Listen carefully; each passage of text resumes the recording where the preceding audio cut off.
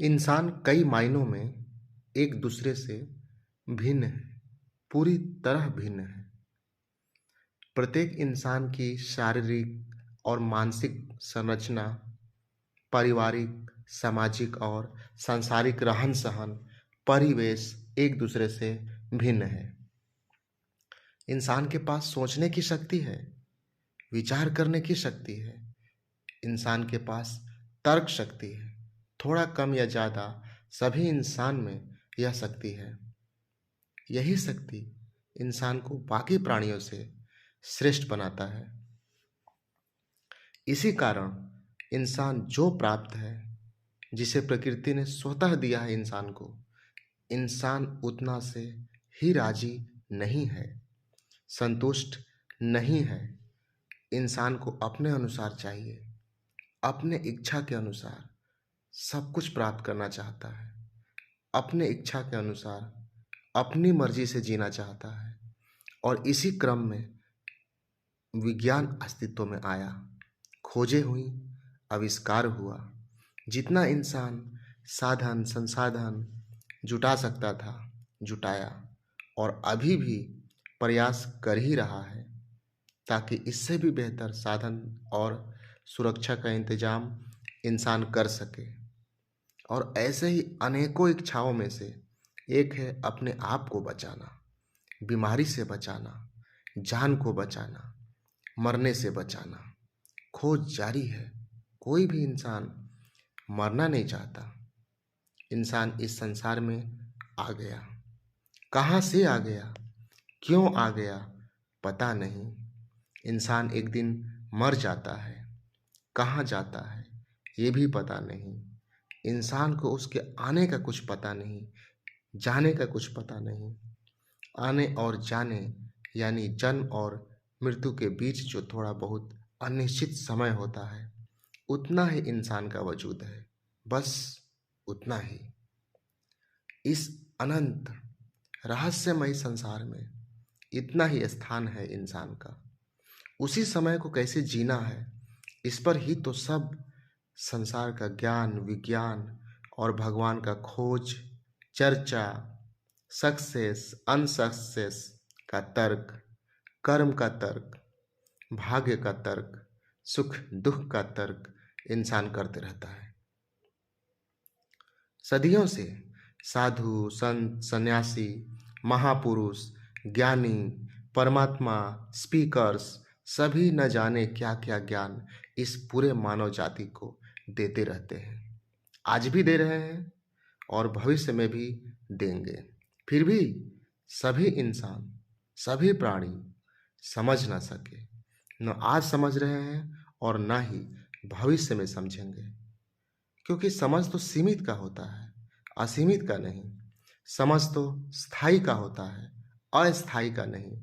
ये संसार तो प्रति क्षण चेंज हो रहा है।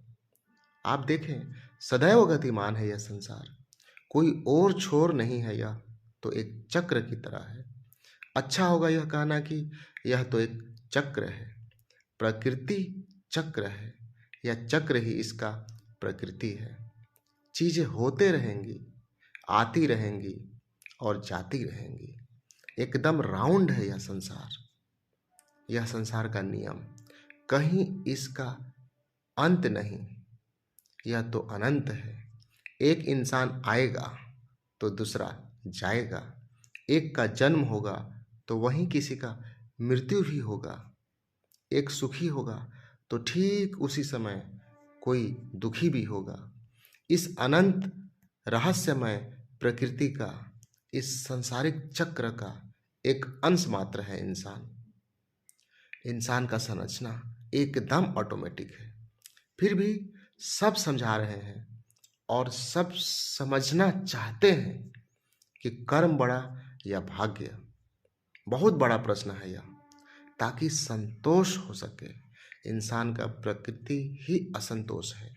इंसान को बार बार विस्मरण हो जाता है कि इंसान का स्वभाव है, बनावट है, संरचना ही है असंतोष का, ताकि संसार सदा गतिमान रहे, जारी रहे, अनंत रहे। जरा गौर करें कि अगर कर्म ही बड़ा है, यह साबित हो जाए तो क्या होगा? जो भाग्यवादी हैं तो क्या उन्हें सब कुछ प्राप्त हो जाता है? उनके कर्म से प्राप्त हो जाता है? क्या वो सुखी और संतुष्ट हो जाते हैं? नहीं। इसका साफ जवाब होगा नहीं। और अगर यह साबित हो जाए कि भाग्य बड़ा होता है, तो क्या होगा? क्या जो भाग्यवादी हैं, जो भाग्य को ही मानते हैं, तो क्या उन्हें सब कुछ प्राप्त हो जाता है? क्या वो सुखी और संतुष्ट हो जाते हैं? नहीं। इसका भी जवाब होगा नहीं, क्योंकि सिर्फ एक को मानने से संसार का ये जो चक्र है टूटता है, और चक्र ही प्रकृति है इस संसार का।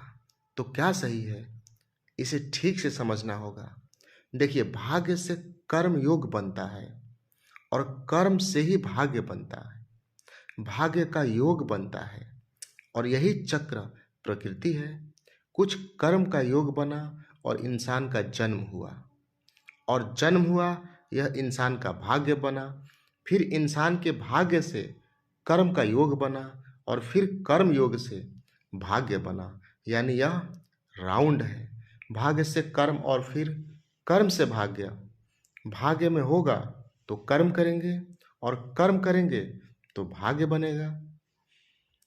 इस प्रकार यह चक्र प्रकृति है और प्रकृति एक चक्र है, अछोर है, अनंत है।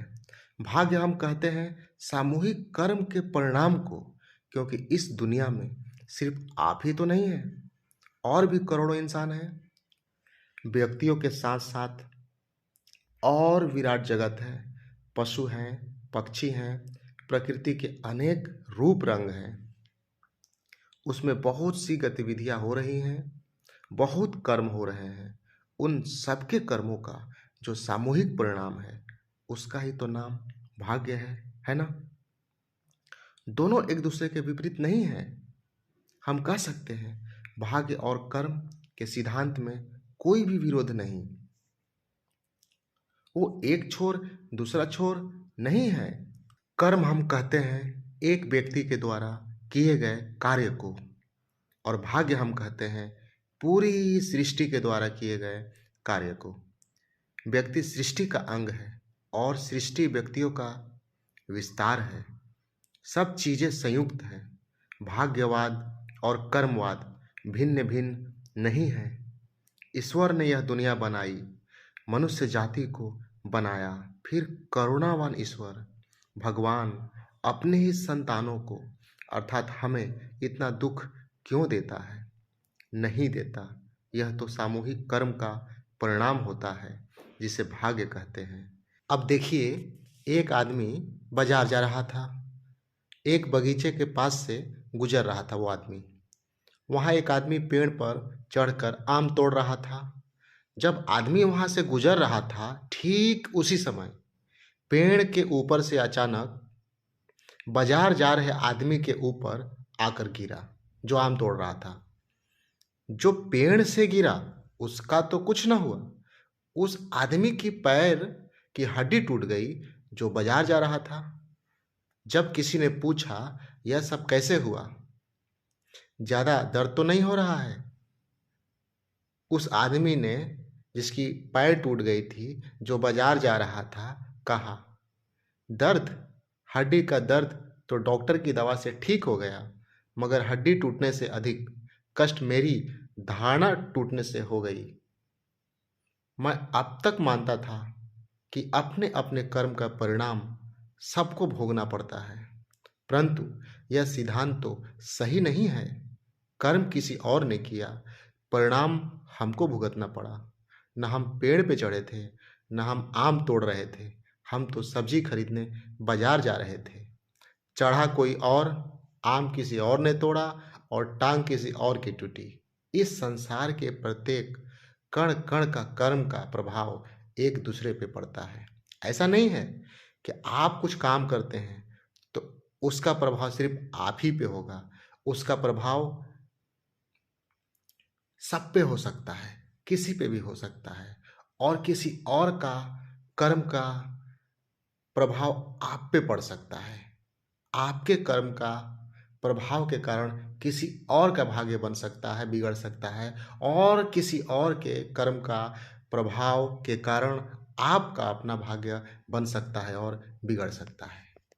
जिंदगी बड़ी जटिल है और सामूहिक कर्मों के जो परिणाम आएंगे वे भी हमें भोगने पड़ेंगे। सिर्फ अपने कर्म के परिणाम हम नहीं भोगते हैं, सामूहिक कर्म के परिणाम को भी हमें भोगना पड़ता है। यही सच्चाई है। समझो कि अभी हम ऑफिस में बैठे हैं, काम कर रहे हैं, ऑफिस का मकान ही गिर जाए। मकान तो हमने नहीं बनवाया था। हो सकता है कोई आतंकवादी आकर बम गिरा दे और हमारी सब कुछ बर्बाद कर दे।